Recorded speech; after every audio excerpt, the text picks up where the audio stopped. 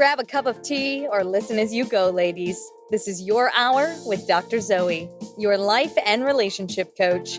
With encouragement, on-point insight, inspiring guests, health tips, and advice, Dr. Zoe helps busy women keep their mind in the game by redefining your superwoman. You're listening to The Dr. Zoe Show.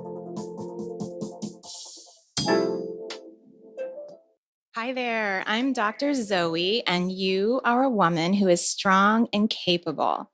I will remind you of that or something similar at the beginning of every show because I know that we all need to be reminded. You need to take that torch, though. It's your torch because you talk to yourself much more than I talk to you or anybody else does, and your words are powerful. If you're listening for the first time, welcome. My show is a live radio show that I also podcast. If you're a woman, you've come to the right place. I'm a licensed psychotherapist and life and relationship coach. I believe that every woman has a superpower, and my passion is to help you find it, embrace it, and share it with the world. I love connecting with you ladies on social media and out there in the world, and you can connect with me by texting the word join to 387-38470. That's the word join to 38470. I always get that one wrong. So, okay, I've had a really tough week. And why? Because I am writing a book and it's kicking my butt and it's stretching me. It's a good stretch, but it's definitely a stretch and it hurts. And I'm going to be talking to you ladies about it in real talk after our guest interview about stretching yourself. So stay tuned to the end. And today we have a great guest and a super important topic, accepting the body that you live in right now. Good one. Not the one we used to live in, not your dream body, this one right here. Yeah, so I want everybody to look down at your body. I don't care if you're driving, you can glance down. That one, that's the one that we are working on accepting today. And my guest is Marla Mervis Hartman. She's the creator of Love Your Body, loveyourself.org. She's a TEDx speaker, which means she's also a sought-after speaker. She's a Reiki master, and she's a mama and a wife. She has her own journey, and she gives women permission to love their bodies. Welcome, Marla. Thank you. So good to be here. Thank you. It looks like there might be a couple second delay, but I'm so glad to have you. Can you tell us a little bit about your journey? I heard it all already because I watched her TEDx, which is really cool. You guys can Google it, Marla Mervis Hartman TEDx. A really great story. So can you tell us a little bit about it? Yeah. You know, my journey with my food and my body started very, very young. Mm-hmm. I'm not going to give you the whole story because we'll be here all day. But right. Started very, very young with really having a lot of attention on my body at a very young age. I was a very curvy little girl, and people used to make comments to me, and I got the idea that my body was important. And that my body made other people happy, and my body gave me attention. So I had this idea of that. And then as I got older, I also had the idea that I couldn't be too perfect. I was a leader and I was pretty confident. I couldn't be too perfect either because then people didn't like me. So it was like this journey, okay? And I just remember being in 7th grade being like, I don't know what I'm doing. Who am I, right? In those moments was very much the moment where I chose food as my way of coping. And then over the years of, overeating, undereating, getting a lot of information from society around my body. I also chose to be an actor and a dancer. So I was in that world, which also said that you have to look a certain way in order to be successful. Absolutely. So I got all these ideas, and I really created such a case around myself that in order for me to be happy and to be loved, I need to figure out this body thing. I need to get it thin, and I need my food perfect. And then once I figured that out, then my life is going to be perfect. Then I'm going to figure it out. Right. And then the wake-up call of well, that didn't work. Losing all the weight, having the food be perfect, and then white knuckling my life, white knuckling everything, right? And within that wake-up call, it brought a huge journey of learning how to be with food, love my body, take care of myself. And I really learned along the way a lot of tools. And yet I still never really completely surrendered to what I looked like. I never really said, I accept myself right now. I And loved I what you always, said when you did your TED Talk, that you got to that weight when you saw that number on the scale, right? And then you realize, wait, this is the weight that I'm supposed to be happy. This is the weight that I've always dreamed of. And it didn't do it. did not do it. And when my food would be perfect, right, it still wasn't doing it, because then I was in fear of what would happen when I had a meal that was a little bit bigger than normal, right? And so for me, it was really about trusting myself and turning my body and my food over to my highest self. I call that God, turning that over to God. And when I finally did that, and it took so long, is when I finally was free of all the obsession. I was finally free of worrying about my body, worrying about the food. I began to eat foods I hadn't eaten in years and years, and my body was fine. Wow. In fact, at that point, my body had lost weight. It was almost like the universe was telling me, see, I told you, you're good. Just eat. Just love yourself. Right. Right. And I love what you said, and we can hopefully dive deeper into this around speaking ourselves. It was the feeling that if I was kind to myself, if I was nice to myself, then I would overeat. It was like keeping myself on track by like getting the whip out. Right. Rather than the other way around. Yes. That makes a lot of sense. And I don't know if you listeners heard, because there was a little glitch, but she was talking about the way that she speaks to herself and being kind and not speaking to herself in a mean way, not putting herself down. Wonderful story. And you are not alone, which is why I really wanted to address this today, because 91% of women don't like their bodies. Don't ask me where I got that, because I don't remember, but I'm sure it's right. What'd you say, from you? Okay, it was probably from your website. Yeah. 91% of women don't like their bodies. And these are the bodies that carry us through our life. And if you're living in your container, in your body that you don't love, how can it be a good life, right? So that's why I wanted to have this conversation. So you were talking about, of course, you being in the entertainment industry, that's like magnified a million times. But society in general, we all know thin is the ideal. Girls get that message from 2 years old on up, right? And so how do we deal with that message that we're continuing to hear every single day as we're trying to love this body right here, right now? Yes. Well, we need to call, can I swear? It's okay. Yes. we need to call bullshit on it. Yeah. We need to like stand up and say, actually, like what I'm seeing from society, the messages that I'm given, what I'm seeing on TV, what I'm hearing is actually not true. Right. We do. I think more people that are really being the truth that thin is not ideal, that we can love and appreciate and celebrate all bodies, right? So it's really about creating that different message and turning ourselves off of social media sites that don't make us feel good. Absolutely. Not picking the magazines that are all about weight and dieting. Well, so here's the thing, it's that really a personal choice. It is a personal choice. Absolutely. And it's one that we have to continue to make every single day, because we have some society bombarding us with different messages. But here's the thing that always strikes me. It's women who are judging more than men. Because when I see men in my practice and they talk about their wives and they talk about their girlfriends, they are always saying, she's beautiful. I love her body. I wish she didn't hate it. I love her curves. And so it seems that it's the women that are judging more than the men. And we're creating this ideal that's based on, some other woman. And yet we're trying to look good often for our partner, right? Right. And this is such a huge subject. I hear what you're saying, and I have so much to say about it. I feel like as women, we are perpetuating it. Yes. We're perpetuating it. We're talking, we get together and we talk about our bodies. Yes. And that really needs to stop, right? We need to start talking about our bodies in communication with each other. We're powerful beings. We can find something else to talk about. Good point. Better use of our time. Right? Yes, absolutely. One thing that really was super powerful for me in my journey is when I was first dating my husband. Mm-hmm. He's a really good looking man. Like, he's a specimen. Like, his body is like incredible. Wow. Just want to let you know, like, what kind of man he is, right? Sure. And when I was dating him, I was under this impression that all men wanted women thin. Mm-hmm.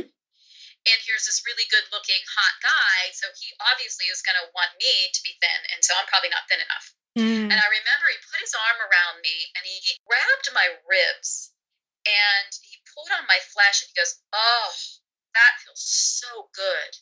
You didn't have that before." Oh. And my mind went, "Oh my God, is he telling me that I gained weight?" Oh. You didn't even hear that looked good part. Right. Or felt good. He's telling me he likes it. Oh my gosh. And I didn't know what to do with that information.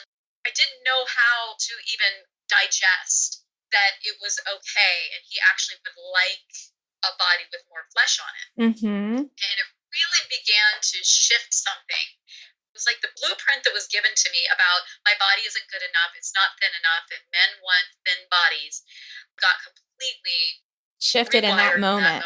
Wow. Yeah. You know, one of the things that I share with women as a tool to create more acceptance in their body is to celebrate other women's bodies. Oh, I love that. And when I started to do that, what it started to do for me is that it started to get me out of the comparing myself of others. Mm-hmm. And am I thin as she? Is she bigger than me? Like, you know, because I used to be crazy in that way.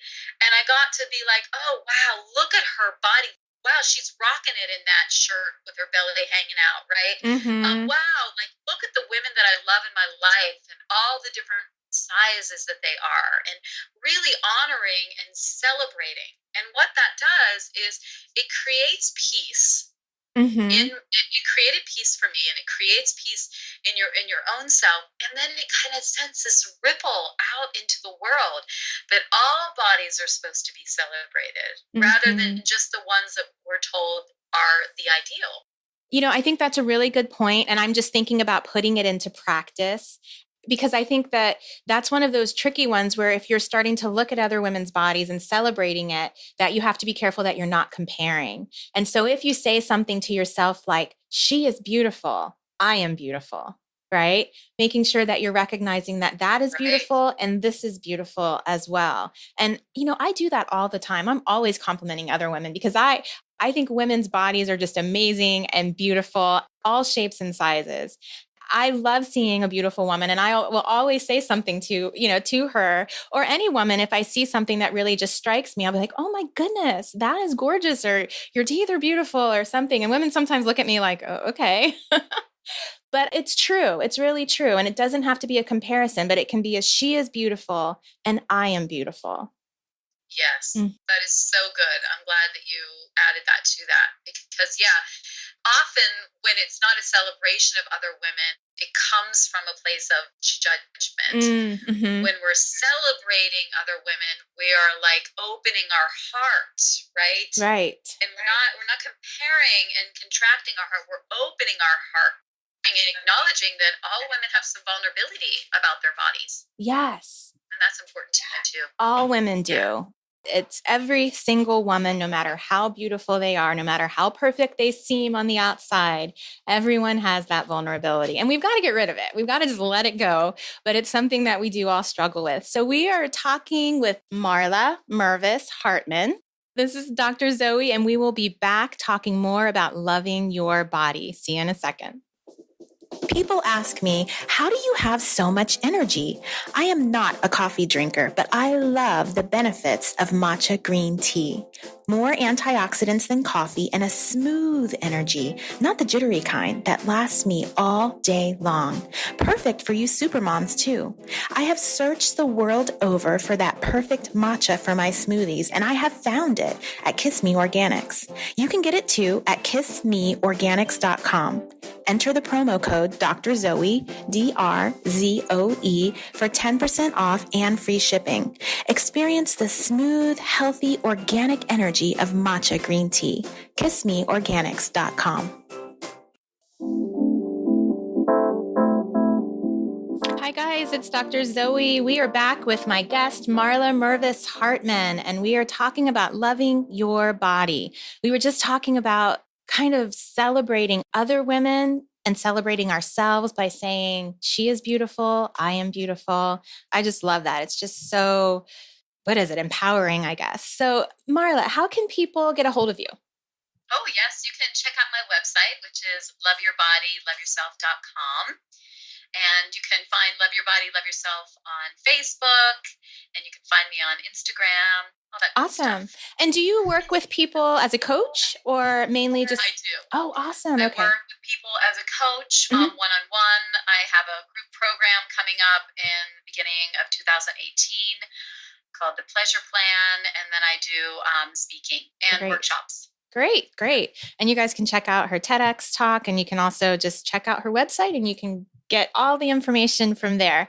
So I wanted to talk a little bit more about, I wanted to talk about the non-diet, because you started out with talking about your journey and saying that you actually kind of stopped dieting, correct?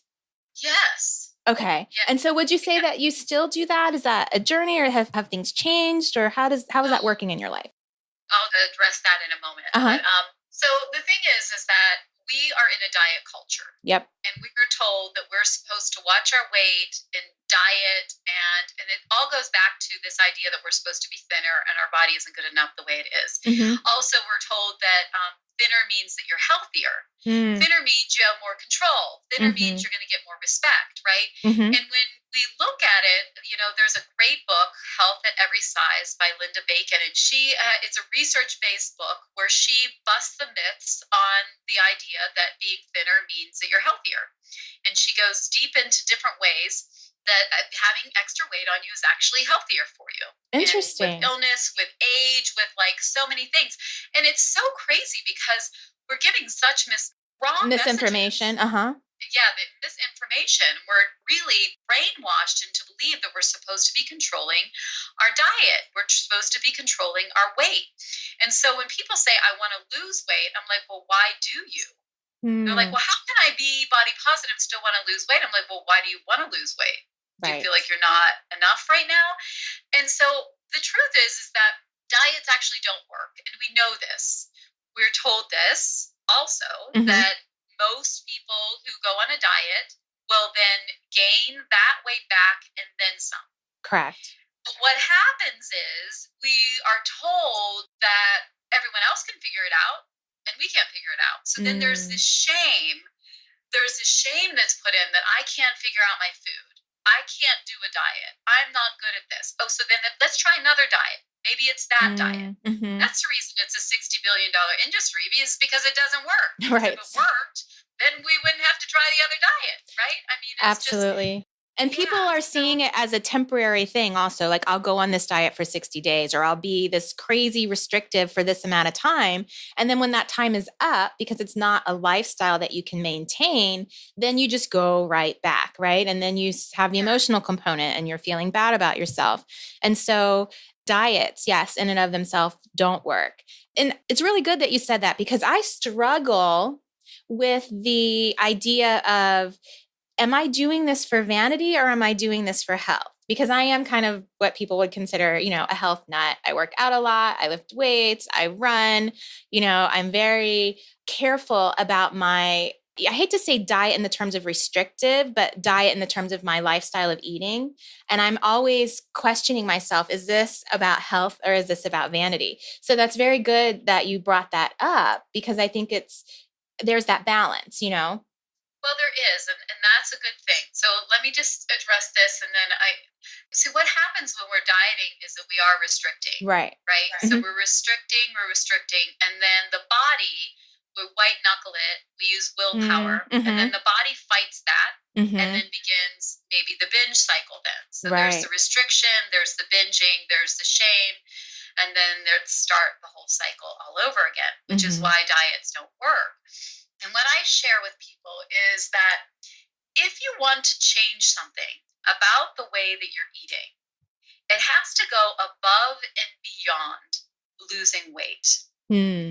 So if you want to be in a body that's fit, you're not going to get out of bed to do that it's just about losing weight. What can get you out of bed is like, oh, I want to be in a body that I can run around with my grandkids. I want to have a body that is healthy and that I feel good, because I know when I wake up and I exercise that I feel confident, there's breath in my body, and I feel alive and connected to myself, right? The same thing with, like, for me in my journey, I was very much addicted to chocolate and sweets. And physically, but more mentally. Like, they really messed up my brain. Like, it was all about, like, when I'm going to get my chocolate, how much of it I'm going to eat, how I'm going to get rid of it, like, how I'm going to do that. And for about 8 years of my life, I did not eat chocolate or sugar. Wow. Chocolate or sugar. Okay. The only reason I was able to do that is because it gave me my life back. It gave me something that I didn't have the craziness in my head anymore. I wasn't fighting myself. Like, it was so important. Now, previously, I had tried to give up chocolate and sugar and sweets, but I would just give it up and then I would binge as much as I could. You know, I would do Lent. If you're familiar, you give something up. So you give something up during, like, before Easter, and then I would just, like, completely gorge myself and make myself sick. So, but it wasn't about the health part for you. It was really about just trying to lose weight, right? So for you, you're saying motivation. Losing weight, and because I was so obsessed with it that I wanted to not have it for a little while, which was great. But then I was just, can't wait to have it again. So really, it is finding a deeper reason. Like, it's true, when you're healthier, you eat healthy foods, you exercise, chances are your body's going to feel better to you. It's going to feel good to you. And the truth is that you and I could eat the same thing, Zoe, and we could have completely different experiences. That is so true. There are women that are full-figured women who, eat as much as someone who's very petite, who exercises the same. Our bodies, they know. They want to be a certain weight. You're right. They were designed to be a certain shape, size. You're so right about that. You were right. And I think that it does come down to knowing your body, because like you said, you and I could eat the same thing and our body could process it totally different. And something that's good for me can cause inflammation in you. And so you do have to really be in that process of checking when you're eating something. How does it make me feel? I know for me, I have to avoid grains because I'd probably be crippled by arthritis if I kept eating dairy and grains because of the way that it affects my body. But somebody else is totally different. They can eat wheat and grains all day long and it doesn't affect them. So yes, you're right. You do have to know yourself. Yeah, and I want to share an experience. I just made a video about this that I'm going to post in a week or so. And when I was like good, right? I had surrendered my body, my food. I was free. I was good. A couple years in, and I'm like, I'm going to diet. I'm like, let's just diet and see what happens. I'm not going to tell anyone, right? I'm just going to watch it a little bit more carefully. I'm not going to eat certain things, right? Oh my gosh, that obsession, that craziness came back in a snap of my fingers. Wow. I was starting to sneak food. I'm like, who am I sneaking? Like, no one cares. No one even knows. All of these behaviors, I didn't let all of them come back full. Like, as soon as I felt that, I'm like, oh, this doesn't work. And it was a really good experiment. I'm actually really glad that I did that because I got to experience it in my body and fully be able to say that dieting makes you crazy. Right. You reconfirmed for you what you already knew. And that's what's so important, is to check, double check, and you have to do you, right? Everybody has to do you. So I wanted to talk a little bit about your TEDx talk, and you talked about the key components to loving yourself. And we will do that in just a minute because my producer's telling me we have to go on break. Before we go on break, can you just remind my listeners of your website again and where they can reach you? Yes, you can find me at loveyourbodyloveyourself.com. There's a free yummy gift on there if you want to check it out. Oh, yay. Thank you. Okay, so this is the Dr. Zoe Show. We were talking with Marla Mervis about our bodies, which we should love. We will be back in just a minute. People ask me, how do you have so much energy? I am not a coffee drinker, but I love the benefits of matcha green tea. More antioxidants than coffee and a smooth energy, not the jittery kind that lasts me all day long. Perfect for you supermoms too. I have searched the world over for that perfect matcha for my smoothies, and I have found it at Kiss Me Organics. You can get it too at kissmeorganics.com. Enter the promo code Dr. Zoe, DRZOE, for 10% off and free shipping. Experience the smooth, healthy, organic energy of matcha green tea. kissmeorganics.com. Hi guys, it's Dr. Zoe. We are back with Marla Mervis Hartman talking about loving our bodies. I want to get into talking about helping our kids be body positive. But before that, we're going to just finish off a little bit with our bodies. And Marla, can you share with us some of the components that you shared in your TEDx talk, the secrets to loving your body?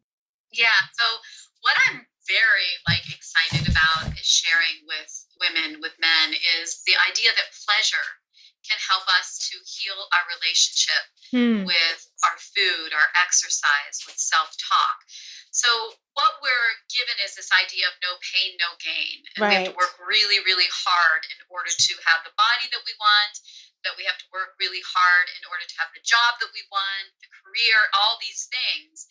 And that leaves very little space for pleasure. Mm-hmm. And so I'm not talking about pleasure as in instant gratification. Really, we're talking about the space inside of our bodies that lets us know that we're on the right track. So it's that, oh, wow, my food actually can taste good, right? So bringing pleasure into your food is like eating foods that make you feel good, right? Like you were talking about, you don't eat grains because it doesn't make you feel good, right? Slowing down to enjoy food, right? That's a way to bring pleasure into your relationship with food. Bringing pleasure into your relationship with movement can look like finding the right exercise that is good for your body type. Such a good point. And even as women, finding the right exercise that brings pleasure in your cycle, in your moon cycle. There's different, exercises we need to do if we're, depending on where we are in the cycle. That's another way of looking at how can I bring pleasure in, and working with the body rather than working against that white knuckling. And then how are we talking to ourselves? Is it a pleasurable relationship you're having with yourself, or is it one of pain? And that's a big piece of really acknowledging that and really working on that. Yeah, the self-talk is huge. And often I will just say, how would you speak to a friend? What would you tell your friend if she was feeling that or thinking that about herself?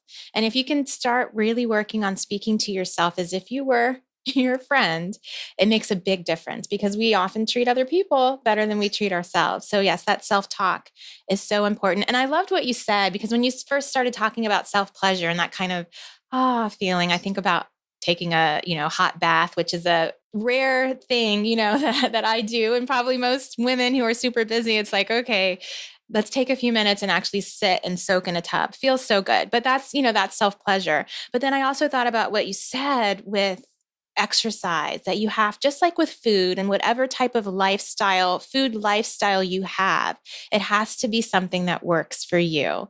And so for exercise, for me, I can go out and run, or I can go sprint. Somebody else, it's yoga, or it's Pilates, or it's taking a walk around their neighborhood, or it's something very different, because everybody is different. And so when you talk about that, and then also your cycles. I love that, because I have things planned out, these are the workouts I'm going to do this week. But I do give myself grace, where if I wake up and I think, you know what, I don't feel like doing that intense workout. My body wants to stretch. I'm going to do yoga, giving yourself that permission. And it feels so good afterwards when you do what your body tells you instead of that should. We all know about shoulds, right?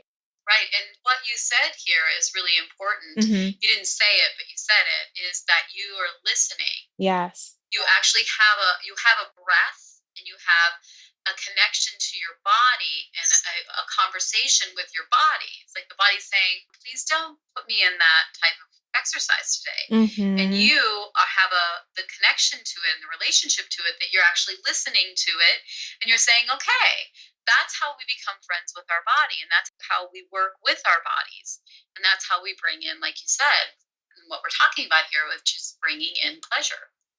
You're so right. And I think so many people, men and women, I'm hearing some kind of feedback. Do you hear that? Go about life having that disconnect. They're disconnected with their body. They're disconnected with their thoughts, even. They're disconnected with how they feel. So yes, it's paying attention and asking yourself that question. How does this feel for me after I eat something, after I, do some type of exercise? How does this feel? I love that.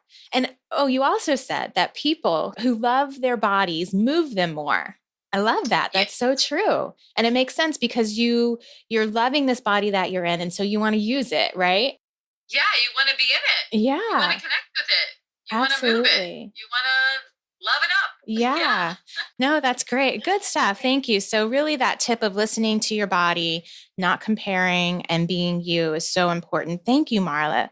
So I wanted to talk a little bit about creating body positive children, because we know that it starts so early. And I was talking with you over the break about how I see it in my daughter, even more than my boys, because, I have 2 boys, and boys are kind of like, they're not thinking about their body. They're not thinking about anybody's body unless it's, fart sounds or something.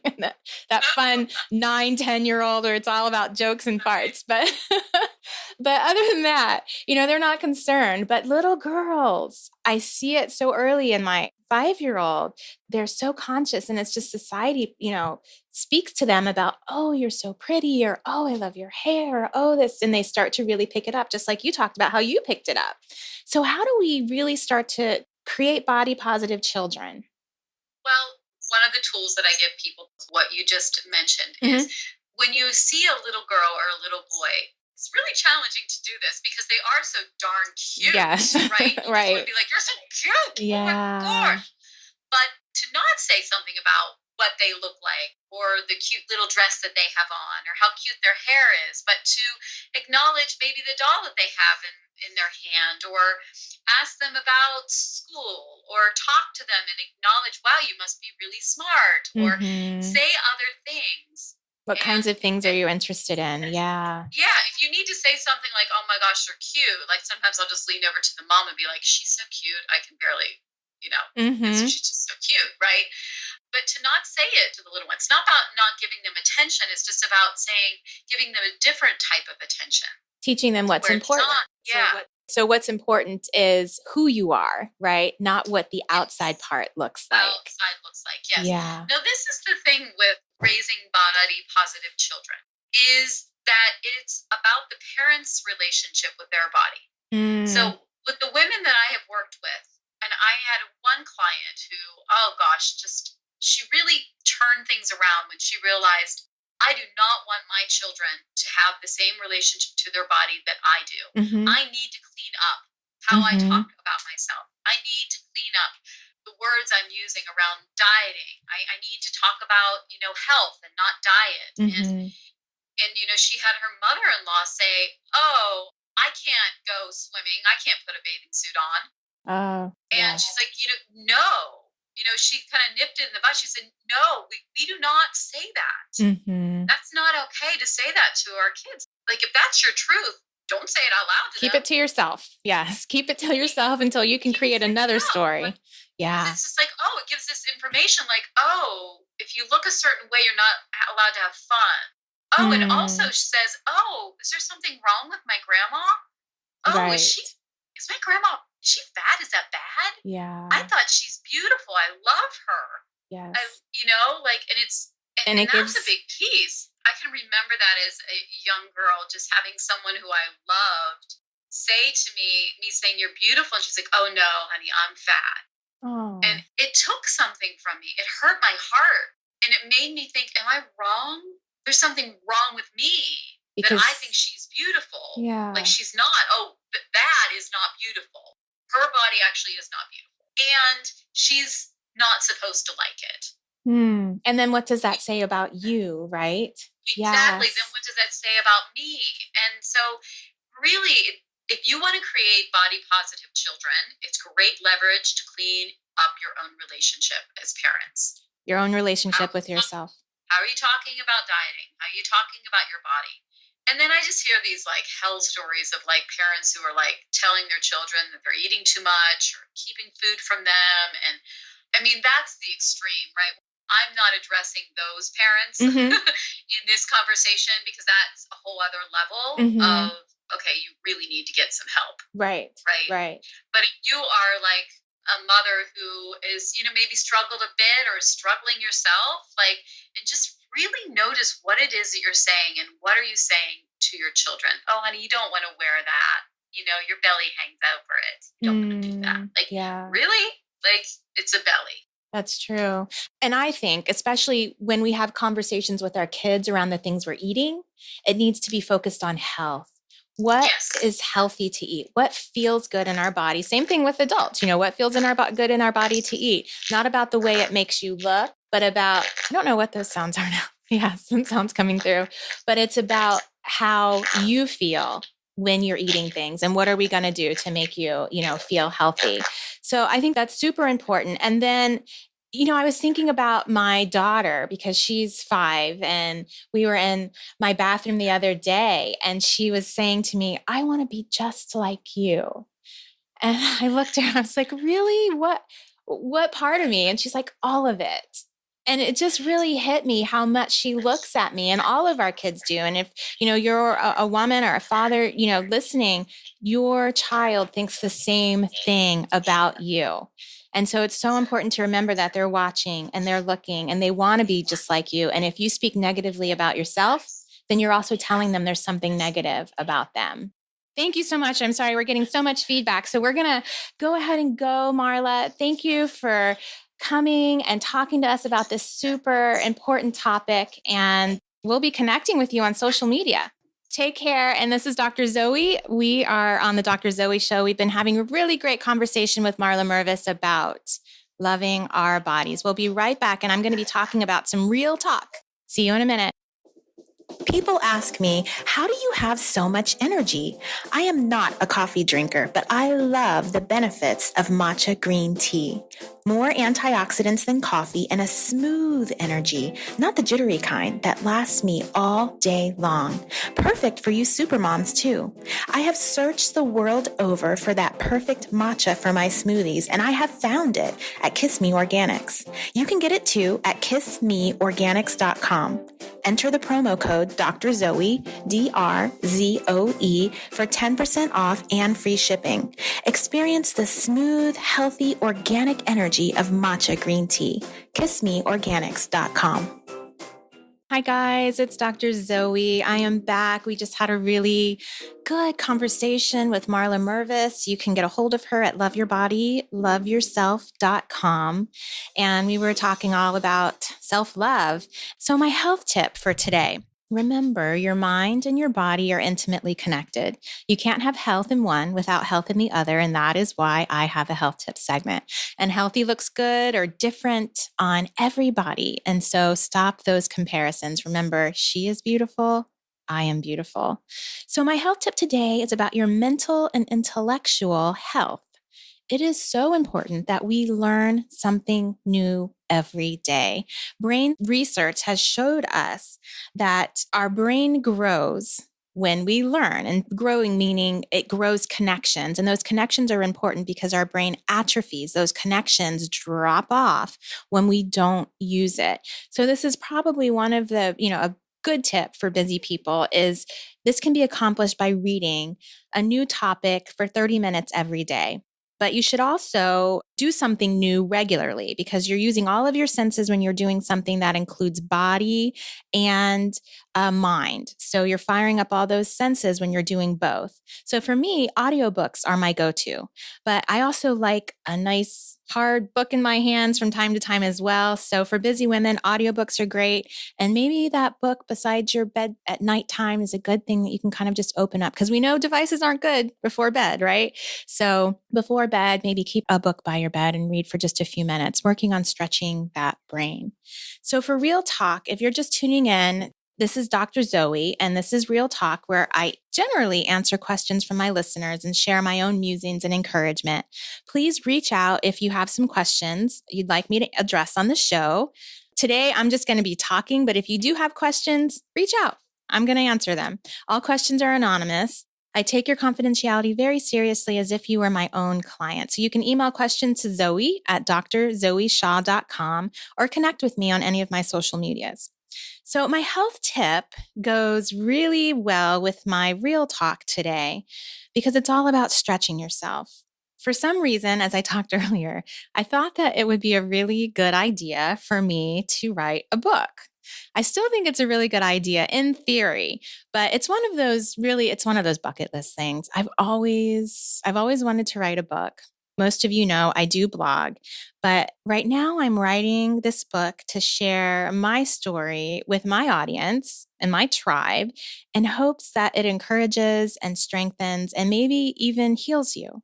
So what's my journey? It's kind of long, so stay tuned. Right now I'm in the process of regurgitating it all onto my laptop. So hopefully some order is going to be created in that process and it's going to turn into a book and it'll be available soon. So we'll be talking about that as it kind of unfolds, but it's painful, and it's painful because I'm really stretching myself. And I'm putting myself right now in a place that I haven't been in really a long time.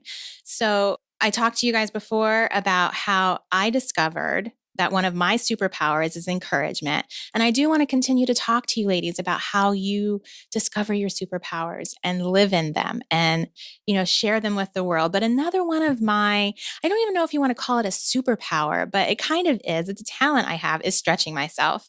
I have this uncanny ability to sign myself up for things that other people probably think, you're crazy. Why are you doing that? You're adding one more thing. And this radio show was a stretching myself. And this book now is a stretching myself. And I'm just someone who likes challenge. So I have, ongoing self-talk that says, if it scares me, I'm going to try it. I do like to see myself grow. And I know that I've been doing that since I was a teenager. I used to be terrified of the ocean, like seriously, phobia, terrified.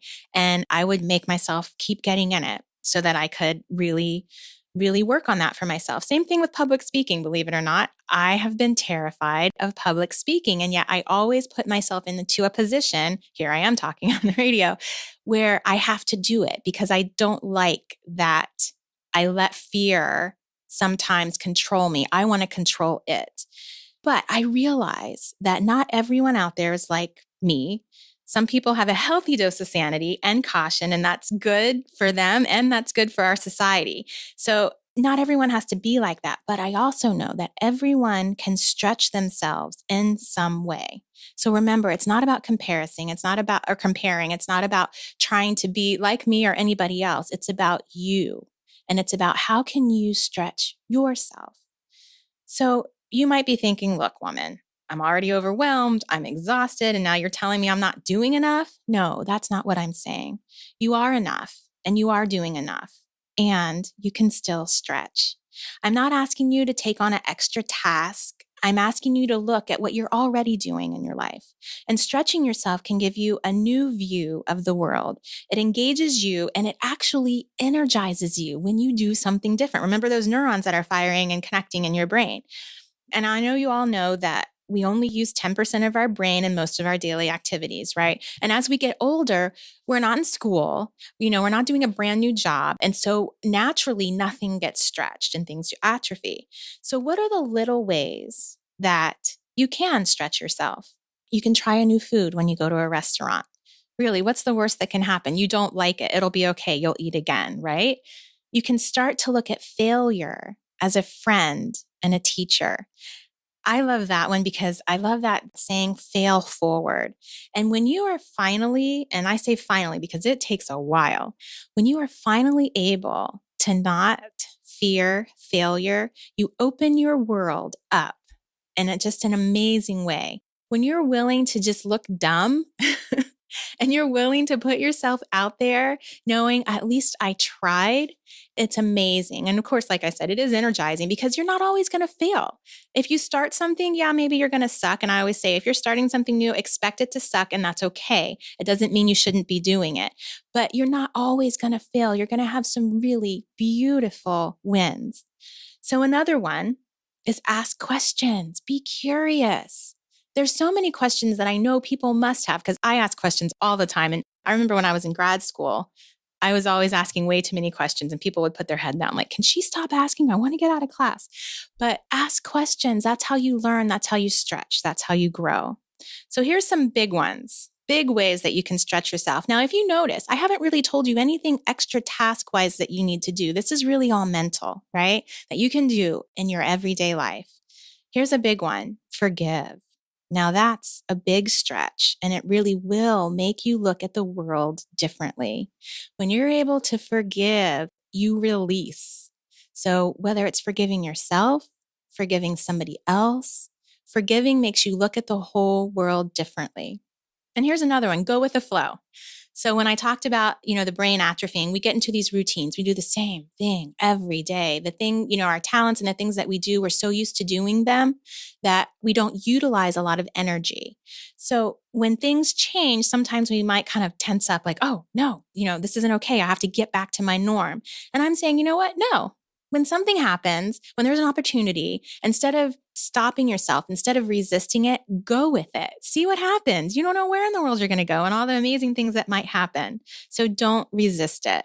And here's another one. Now, this is one task. Out of all of these, this is just one task that I'm asking you to think about if you have the time and when you have the time, or maybe plan it for another season in your life. And that's take a class. Now, here's what I'm saying. Don't take a class necessarily about something you're really interested in. That's probably easy to do and something that you'll naturally do over your life. I would say take a class about something that terrifies you, not something you hate. I'm not going to take a physics class. I hate physics. But take a class about something that does terrify you, like jumping out of a plane, something. And you guys who know me know that my sister and I did that for her 40th, and it was so exciting. I was terrified, but I did it. But doing something that scares you, even just a little bit, because that pushes you out of that comfort zone. So those are my little tips, ladies, helping you redefine your superwoman, helping you stretch yourself, because that's part of having a great life. So thank you for tuning in to the Dr. Zoe Show. Tune in next week and every week on Tuesdays from 12 to 1 Pacific and 3 to 4 Eastern at LA Radio Now. For those who can't always listen live, check out the reruns of my show on iTunes, Google Play, Libsyn, and YouTube, where I am your life and relationship coach. I help sometimes struggling superwomen, and we're all struggling sometimes. I help you guys keep your mind in the game by redefining what that means, redefining your superwoman. If you know a friend who may benefit from any of my topics, please spread the love and share my show. And if you like the show, can you show me some love with some 5 stars? Thank you. Connect with me at drzoeshaw.com or any of my social medias at the handle Dr. Zoe Shaw. Join my free newsletter and get a free copy of 30-Minute Life Transformation, The Secret to Getting Stuff Done, by texting the word JOIN to 38470. I look forward to speaking to you wonderful ladies on social media after the show. Have a great week. You've been listening to The Dr. Zoe Show, redefining your superwoman, with your host, Dr. Zoe Shaw. Don't forget to sign up for her monthly newsletters to get encouragement, tips, and skills for keeping your mind in the superwoman game. Connect with her now at www.drzoeshaw.com. Tell your friends and subscribe to her podcast on iTunes.